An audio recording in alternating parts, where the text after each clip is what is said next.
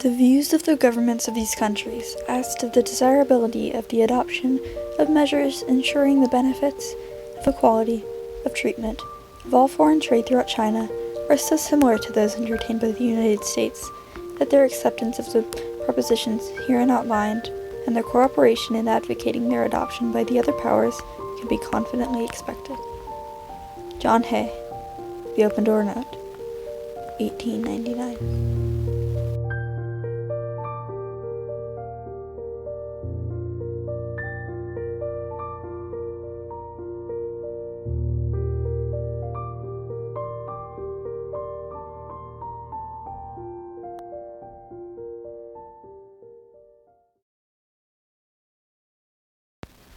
1838. John Hay was born to a physician who had moved westward from Virginia, living for a time in Kentucky and eventually settling in Indiana. 1861. During the time Hay studied law, he met Abraham Lincoln and played a part in his presidential campaign, leading Lincoln to appoint Hay as private secretary. Hay later became the Secretary of State under the presidency of William McKinley in 1898. Carving his path to create his legacy, a policy and its wide-ranging consequences and benefits, leaving lessons set in stone for generations to come.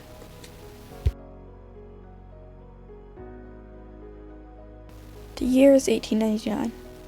Hay created the idea for the policy when he noticed that spheres of influence surrounding China were becoming more prominent, and he didn't want America to lose their trade rights with the country.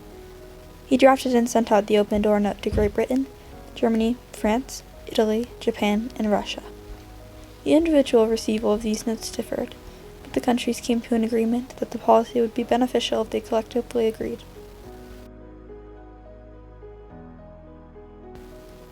As to the ports now opened, or hereafter to be opened to foreign commerce by the Chinese government, and which lie beyond the territory leased to Russia, the settlement of the question of customs duties belongs to China herself, and the imperial government has no intention whatever of claiming any privileges for its own subjects to the exclusion of other foreigners. It is to be understood, however, that this assurance of the imperial government is given upon condition that a similar declaration shall be made by other powers having interest in China. The Russian reply to the Open Door Note, 1899. Japan and Russia were against the policy the most, and later Japan declared that was one of the reasons they waged war on the U.S. Other powers had different reasons for accepting the policy, like how Great Britain was more interested in China's territory and resources, but, again, only if other countries involved themselves as well. I have much pleasure in informing Your Excellency that Her Majesty's government will be prepared to make a declaration in the sense desired by your government in regard to the leased territory of Weihai Wei and all territory in China, which may hereafter be acquired by Great Britain by lease or otherwise, and all spheres of interest now held, or that may hereafter be held by her in China, provided that a similar declaration is made by other powers concerned. The British reply to the Open Door Note, 1899. Most of the countries only accepted the policy if all other offered powers accepted as well, and it might have come as a surprise to them when Hay announced that all countries had agreed.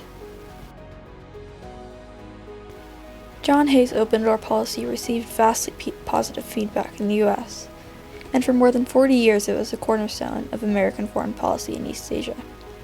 China was also influenced by the policy greatly, as you would think. The creation of the open door policy increased foreign influence in China, which led to a great rise in anti-foreign sentiment in the country. The Chinese maintained a decades-long hostility towards the political parties that authored and participated in the policy. The Chinese government would later use the colonialist attitudes of the open door policy to promote Chinese nationalism, and this led to a number of major events in China's history, such as the Boxer Rebellion and the Second Open Door Policy, a different event under the same name. The Boxer Rebellion was an uprising against foreigners, started by peasants, but later supported by the government, that occurred in China at around 1900. A Chinese secret society known as the Boxers resorted to violence in order to drive all foreigners from China.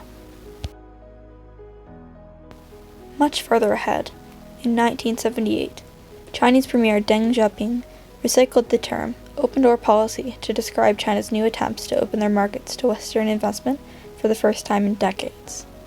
The new focus on foreign trade helped them revitalize their markets after a period of political standstill fueled by internal conflict and failed national policies. The policy opened China to foreign businesses that wanted to invest in the country, bringing about the beginning of China's major economic change. This second open door initiative helped China emerge as a major political power near the end of the 20th century.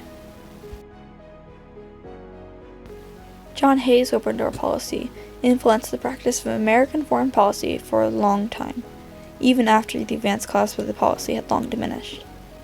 In America, the policy established the belief that the growth of economy in the U.S. depended on foreign trade, leading to the reinforcement of the idea that America was a great world power and that it had the right to intervene abroad to keep foreign markets open. The principles of the policy guided the U.S. for many years, and the government continued to use these tactics of persuasion to prolong the accessibility of foreign markets.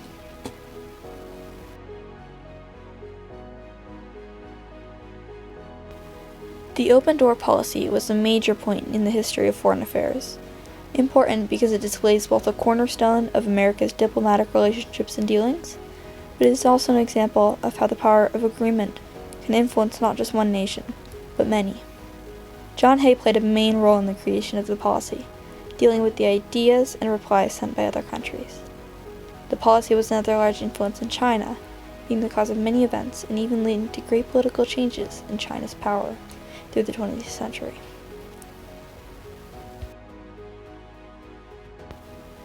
The open door policy was a very influential point in both American and Chinese history, and its significance is reflected in both the events it caused and the effects it had throughout history.